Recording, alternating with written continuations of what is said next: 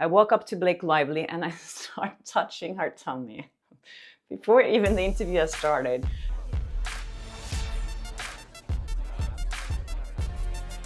Hi and welcome to Awesome Talk. I'm Kjersti Flaa, and on my channel I talk about my good and bad experiences in Hollywood and working as an entertainment reporter. As always, I have to start thanking you guys for sending me so many amazing tips.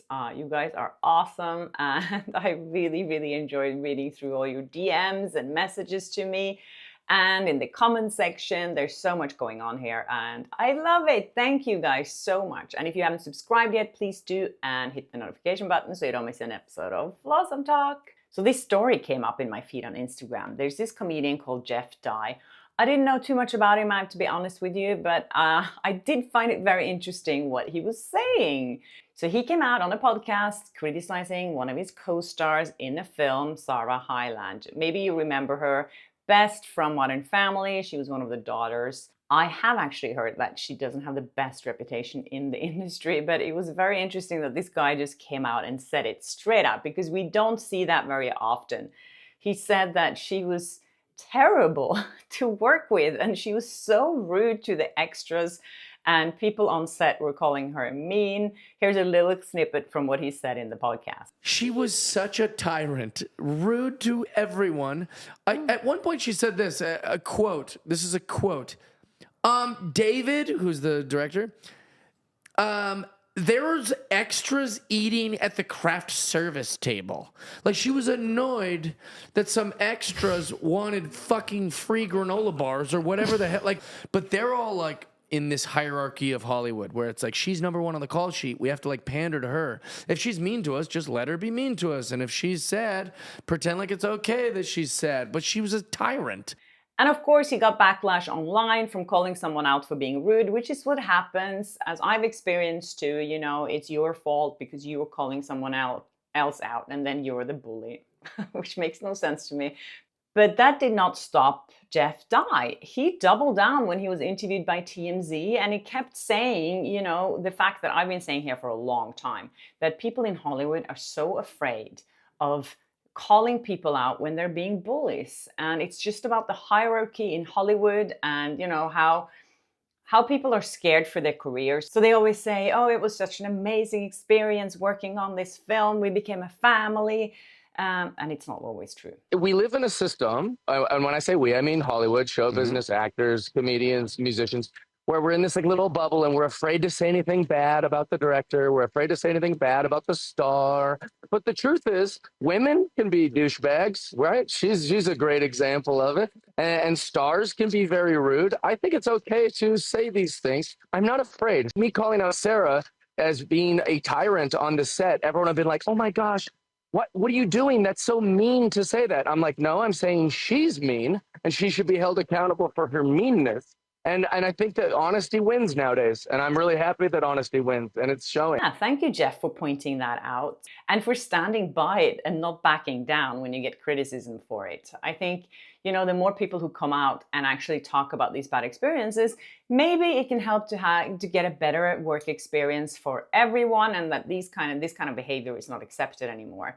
And as I've said before, I feel like this is happening a lot to like the actors that are just mid-range actors, not the one on top. The big A-listers are usually the ones that are really nice. That's my experience, and that's a lot of my colleagues' experiences as well. And I think the reason is because they're nice to people. You will survive in the industry much longer. A few episodes ago, I was talking about how it was weird. Like some of you guys also pointed out to me that it was weird that Blake Lively was never asked anything about Justin Baldoni during the whole press tour for It Ends With Us, while at the same time, Justin Baldoni was talking openly about Blake Lively and how much, you know, how creative she is and amazing she is. Obviously, he was lying to protect her, but he did. But I was wondering if there was any clause anywhere saying that any reporters weren't supposed to talk about certain things with her. So I asked one of my colleagues in Scandinavia who was supposed to do the junket for It Ends With Us. He sat up until 1 a.m. in the morning waiting for his Blake Lively interview. And then he was told that she just had left. So he didn't get an interview. He told me that they didn't say anything to him beforehand, that he wasn't allowed to ask specific things. But maybe they already knew that he wasn't going to get the interview, which is one of these things that, you know, you're doing your job and it's 1 o'clock in the morning.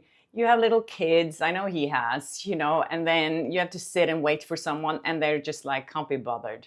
So she just went home. But then Anna, thank you Anna so much for sending me this. She sent me an interview between 2 journalists on BBC. One of the journalists were invited to do the red carpet premiere in London for It Ends With Us. And she could reveal something.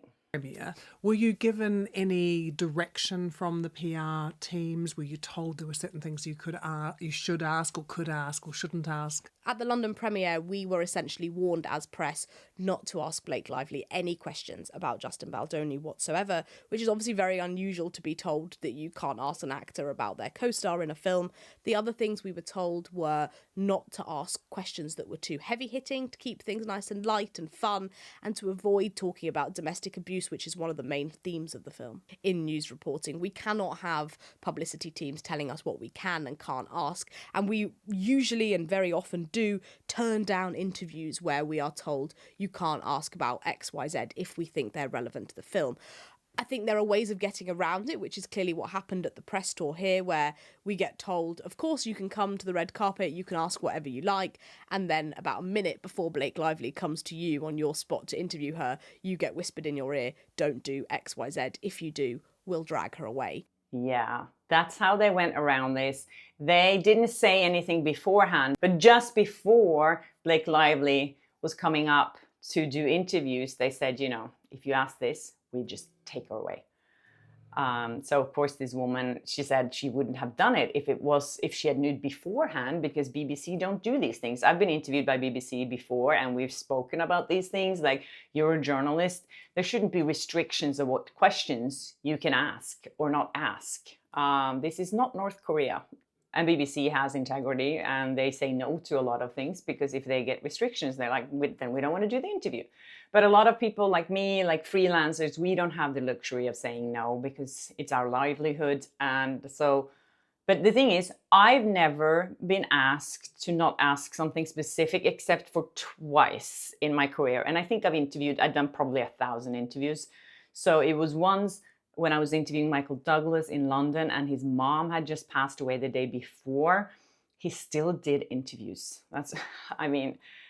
This guy is just amazing and so professional. I could never do that.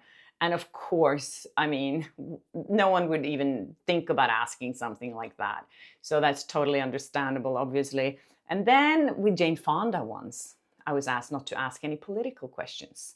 That's not because Jane Fonda didn't want to talk about politics, because she did. She started talking about politics and I was like, okay, I'm not supposed to talk about this, but whatever. So those are the 2 only instances. And with Jane Fonda, it was obviously because they were afraid that some people didn't agree with her political opinions and then they wouldn't go and watch the movie, because that's how these things work.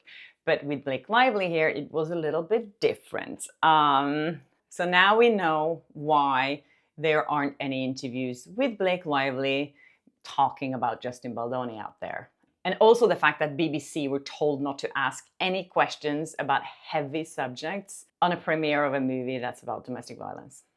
Okay, I just wanted to mention one thing. I usually don't get into these things because it's just like you go down a rabbit hole and you just like want to pull all your hair out. But I've received so many emails and with this link to this woman on Instagram, so I just had to point it out.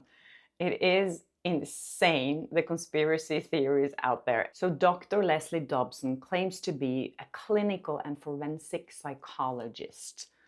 And she posted this video about my interview with Blake Lively. What you have seen has been highly, highly edited by PR teams, by publicists. Like the video where Blake is talking to that female journalist who mentions her baby bump, and Blake seems off-put. Well, what you haven't seen is if you actually YouTube it, before that, that journalist is told not to mention the bump, that Blake wants to focus on the movie. She doesn't want the journalist mentioning the bump. And what the journalist does right away, which you don't see, is she pats the bump. Then she talks about the bump. Then you see Blake's reaction. Okay, so this is what Dr. Leslie Dobson think happened when I interviewed Blake Lively back in 2016. Remember, this is 9 years ago, but Dr. Leslie Dobson was probably hiding behind the curtains because she knew all these things as the only person on the internet who knows these things. So she claims that I walked into the room with the interview after so remember, after I've been told not to mention any bump. That was specific meaning going out in the hallway saying, don't mention her bump. Also remember, she'd been openly, this was public knowledge, she'd been interviewed about this. She's been on morning shows talking about her pregnancy, whatever. And I was told, don't mention her bump. Then I walk into the room when she's sitting there next to Parker Posey. I walk up to Blake Lively and I start touching her tummy. Before even the interview has started, I started just touching her tummy. I don't know if I said anything at that point. Then I just sit down and then I start saying, congrats on your little bump. Also, who walks up and starts touching someone? You know, I've been in this industry for 20 years. I know where the boundaries are here, okay? I don't go up and start touching someone. And the thing is, people believe her. So this comment here says, the journalist touched her belly? What the I never touch a pregnant woman's belly without permission. That is so weird. I'd be pissed too.